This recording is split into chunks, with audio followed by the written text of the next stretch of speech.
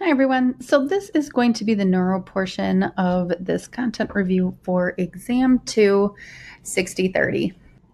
So I apologize, this is quite a busy slide, and this is the slide that is describing elevated intracranial pressure. So as you saw extensively, there are early signs and late signs. And the biggest early sign is going to be changes in level of consciousness. And these are going to be when the patient just seems off. This is quite different than the late signs when they approach being comatose.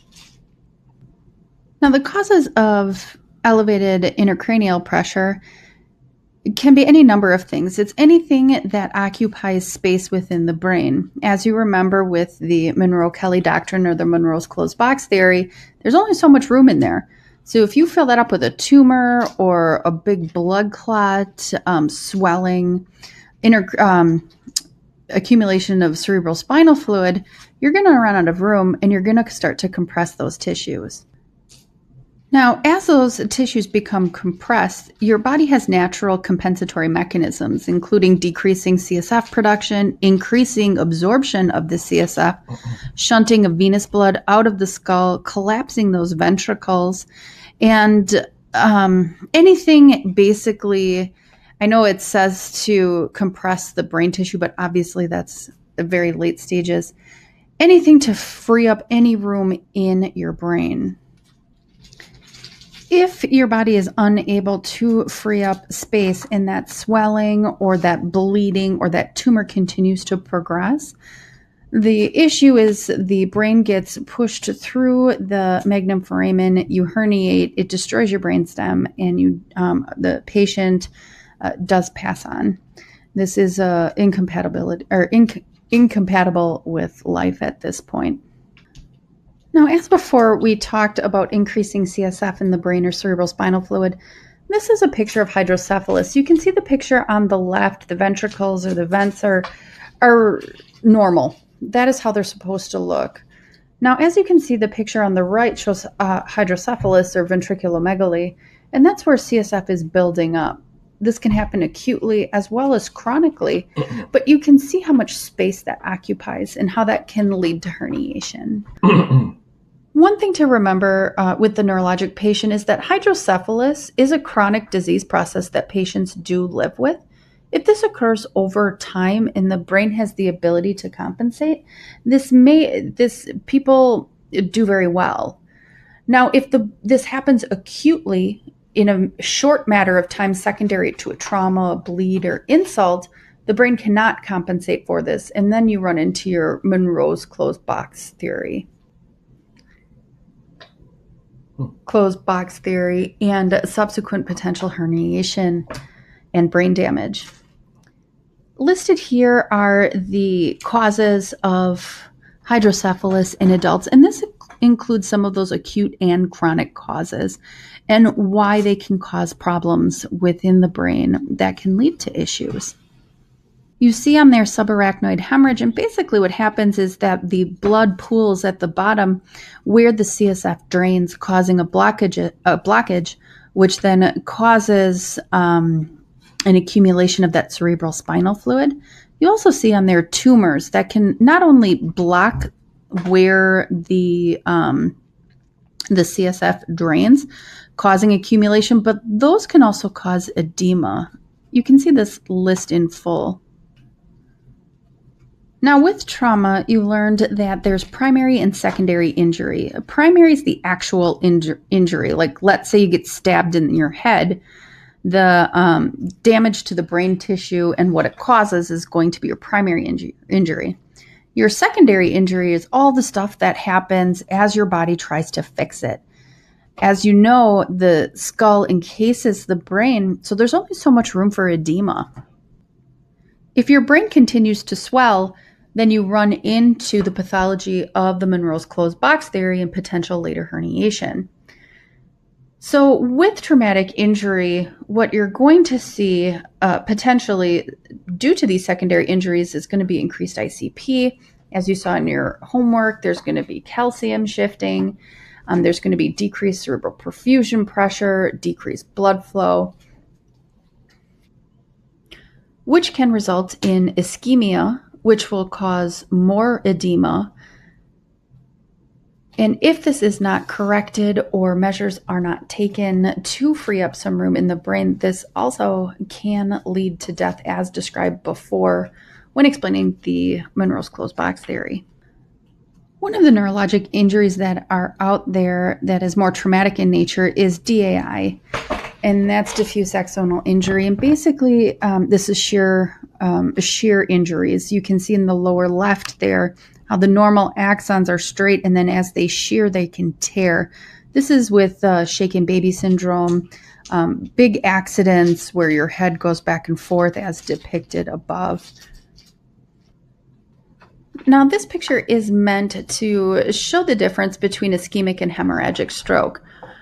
Remember that ischemic stroke can be a blood clot or an embolus, whereas and is more indicating a clot or a clog of the vessel, making the tissues distal to that clog not get enough oxygen, which later causes those tissues to die. Now, the hemorrhagic side is more due to weak blood vessels that open up and bleed. Hypertension is the primary cause of hemorrhagic strokes, but aneurysms can also be a factor. Due to these different etiologies, you're going to treat them differently. With ischemic stroke, what you're trying to do is remove the blockage. If it's a clot and there's no hemorrhage, you're going to try to dissolve that clot with TPA. If it's an embolism, you can try to go up with interventional radiology and try to retrieve that embolus. With hemorrhage, what you're trying to do, and there's guidelines, but lower that blood pressure so there isn't so much blood coming out of that vessel. Another acute neurologic process is meningitis, and this is inflammation in the meninges, and this could be chemical, this could be infectious, many different reasons. And this presents itself in numerous ways, include projectile vomiting. One hallmark finding is a stiff neck. It's going to be horrible headaches, confusion. These people are quite sick and do need treatment quickly. Another diagnosis that we covered in the neuro unit is seizures. And the picture above shows the different parts of a grand mal tonic-clonic seizures that you would see. Also showed is the difference between provoked and unprovoked seizures, with provoked seizures being caused by a trigger, infection, trauma, fever, whereas unprovoked is usually caused by epilepsy. If a seizure goes on for greater than 5 minutes or continues without regaining consciousness in between, you could have a patient in status, you do have a patient in status epilepticus. These are the different phases of status epilepticus, and the important thing here is that you break that seizure, seeing as there's so much oxygen being used here that it can cause ischemia and brain damage. Following this, we started to get into some of the chronic neuro conditions. The above left picture shows the pathophysiology with Parkinson's disease, and this is a disease in which not enough dopamine is getting to the basal ganglia, and that is really making movements rigid, slow. There's tremors. And some of the treatment mechanisms here are medications and surgery. The other picture on this slide is MS. And as stated before in the immunity unit, this is an autoimmune disease where the body is attacking the myelin sheath. And so movement is affected. This can happen anywhere where there are nerves and can affect where all of a sudden the arm will be numb, weak, and this can happen really anywhere. These two pictures talk about the additional chronic neurologic conditions we covered, including Guillain-Barré and myasthenia gravis. Guillain-Barré is a lot like MS in that they're both autoimmune. They both have paralysis involved, but MS has an ascending weakness, whereas Guillain-Barré is symmetrical and occurs acutely. Those are the things that you're going to want to distinguish between those two symptoms. These pictures really look at spinal cord injury and what it means to the patient. Now remember, if there's an injury, the patient could be either partially paralyzed or paralyzed at the level of injury and below. So this shows what that would mean as far as function and sensation would be for these different types of injuries. Now remember, it doesn't necessarily have to be an injury. It could be a tumor, it could be a blood vessel problem like a stroke, or any insult to the spinal cord. Patients that have a injury above the level of T6 can develop a condition called autonomic dysreflexia, and this is a overzealous sympathetic nervous system response to noxious stimuli such as a full bladder, fecal impaction, tight clothing. These patients will have flushed skin, their blood pressure will ramp up into the 200s, and basically that noxious stimulus needs to be removed, and you have to treat their blood pressure and bring that down to an appropriate level. Two confusing topics within spinal cord injury are neurogenic and spinal shock. Neurogenic shock is basically the complete loss of tone distal to the actual injury, and it causes profound hypotension and bradycardia. Now, this can happen anywhere from, well, it says 48 to 72 hours. It can happen sooner than that. I've seen it in our ICU, but also can persist to 3 weeks after the injury.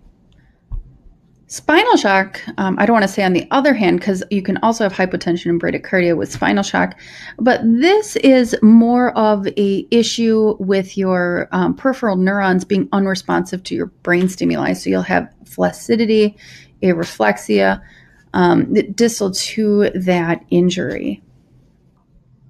The last neuro condition I'm going to cover is Alzheimer's disease. And this is a diagnosis of exclusion. So you notice in your patient, there's confusion. They report they can't solve problems. They leave their keys in the refrigerator. You rule out everything. It could potentially be urinary tract infections and pH. And when everything's ruled out, you go ahead and diagnose them with Alzheimer's. Now, Alzheimer's happens because of amyloid plaques within the brain that prevent communication between or impulses between the neurons.